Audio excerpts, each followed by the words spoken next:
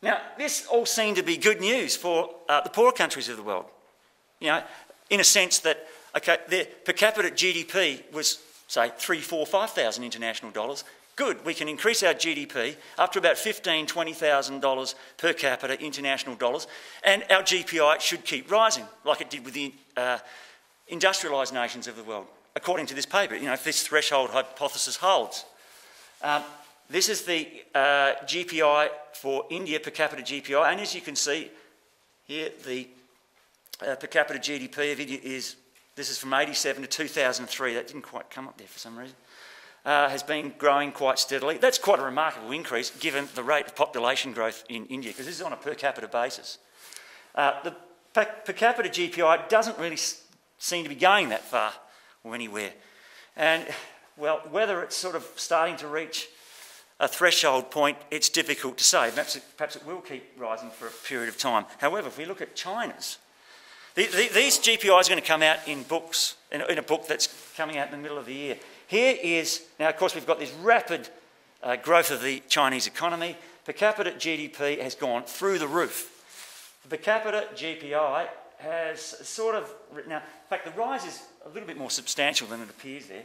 It's just because to get the per capita GDP in scale, it just sort of puts the GPI out of scale. But anyway, you can see that it started to flatline. In fact, it started to fall slightly, which suggests that the Chinese economy has reached its optimal scale, yet it's nowhere near $15,000, $20,000 per capita international dollars. So it appears as though, I haven't got all the other, this book has a GPI for Thailand and Vietnam. Thailand is also, per capita GPI has also started to fall. In fact, they do come up here soon. But what it suggests is that these poorer countries have reached this threshold level of GDP much sooner than the wealthy countries did. Here I've got, now these are the 7 countries that will be featuring in this book. There's that Australian per capita GPI. The green one's New Zealand. Red is Japan. The purple is it purple? Pinky purple? Purple is Thailand. The blue one is China. Brown is India, and that other sort of purpley one there, down there is Vietnam. So obviously, the 4 poorer countries, their per capita GPI is much lower than that of the 3 wealthier countries in the Asia-Pacific region. You can see Australia perhaps surpasses optimal scale, mid-70s. New Zealand, about early 80s. Japan, perhaps just. Although the person who wrote the chapter for Japan argues that this particular per capita GPI for Japan overstates the well-being for Japan, because one of the problems, if there is a problem, well, there are some potential problems with the GPI, it ignores transboundary issues. Japan imports a lot of its resources, doesn't incur environmental costs. Everyone incurs the cost for them. So and so they're arguing that in the Japan case, there needs to be a different calculation. An open economy GPI, this particular person called it. This, now, can I go back? Of course, this was done over time. And of course, Australia, the reason why it's 67 to 2006, because that's what the study period was for Australia.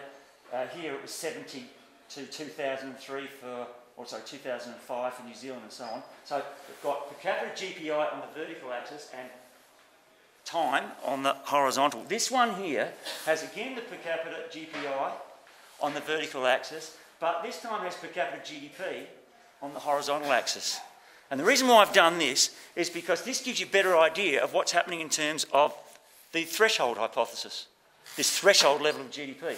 Australia, you can see the GPI started to fall when per capita GDP was around about 16,000 international dollars per capita.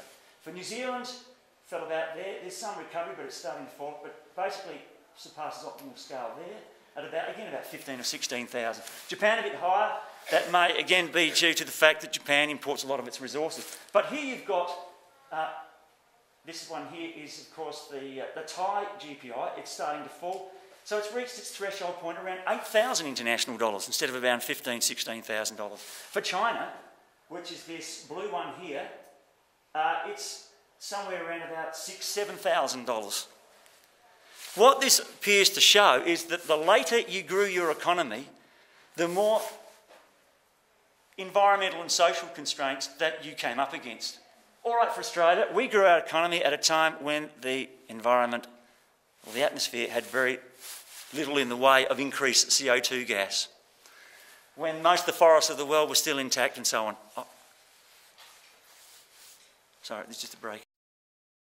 One of the reasons why this is occurring for the poorer countries is because we have the tougher environmental standards, so we don't produce the dirty goods, they do. So they incur the environmental costs, and so theirs are starting to fall much sooner. So it looks beneficial to us, but they pay the ultimate cost. Yeah. Could I ask you, in a steady state economy, yeah, should the GPI be constant or should it be rising? Well, it could rise still. You just do things better. You increase... No necessary correlation. It could rise, it could fall, it could... I mean, ideally, you'd want it not to be falling. I mean, whether we have to bust our gut for it to be rising, I mean, in fact, if we try to bust our gut to make the GPI rise, the chances are it will fall, because included in the GPI are the cost of overwork, family breakdown, crime and all that sort of stuff. So it tells anyway whether we're... So it's sort of like keep the economy non-growing and don't try too hard, just do what you think is the right thing, and the GPI may or may not rise. But if it does rise, all well and good. At present, it's falling by growing the economy. Anyway, I might just leave some of this so I can get on the policy stuff, because this could take another 10 or 15 minutes. Well, just very briefly, I said what we ought to perhaps be doing is moving to a steady state economy and trying to shift the curves apart, shift the benefit curve up and the cost curve down and to the right as much as possible. The way you can get evidence of what's actually happening is, now, the GPI was benefits minus cost. Remember that? All the benefits minus all the cost. Well, you can then go benefits divided by costs. Now, normally you do this at the micro level, at the project level. So you do a benefit cost ratio of a particular project. What you can do is establish a benefit cost ratio for the economy as a whole. So all the benefits divided by cost gives you a benefit cost ratio.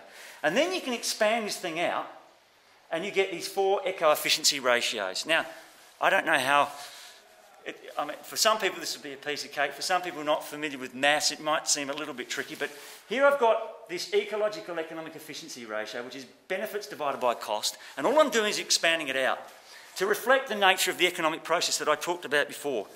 We've got B divided by C, which is basically equal to benefits. Now, this is human-made capital. All the goods, whether they be producer goods, plant, machinery, equipment, and all our consumer durables and so on, times the stock of human-made capital divided by the throughput. Remember, the throughput's the resources going in and the waste going out, times the throughput divided by natural capital, times natural capital divided by the cost. Now, you might say I've just done that arbitrarily, but I haven't.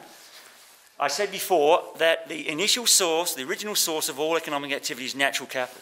We exploit the natural capital to get the throughput, the resources, and be able to assimilate waste, to get the human-made capital, produce the goods that gives us the benefit. And in exploiting the natural capital, we suffer some of those environmental costs. So it's just reflecting the nature of the economic process. Now, I haven't changed that ratio in a sense because you can divide that through, the human-made capital through there, divide throughput and natural capital, and you just end up with benefits divided by cost. So I've just expanded it out.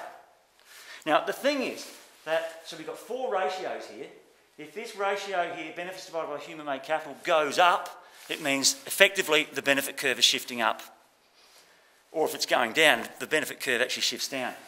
Any one of these 3, the ratio goes up, it causes the cost curve to go down and to the right. So ideally we'd want all these ratios to be going up. Okay? If they're going up, it would mean that for a country, a state or whatever, the benefit curve would be going up and the cost curve would be going down. We'd be widening the gap. Well, this is just the ecological economic efficiency ratio. That's benefits divided by cost, and it looks very similar to the pattern of the GPI. Reaches a peak in about the mid-70s.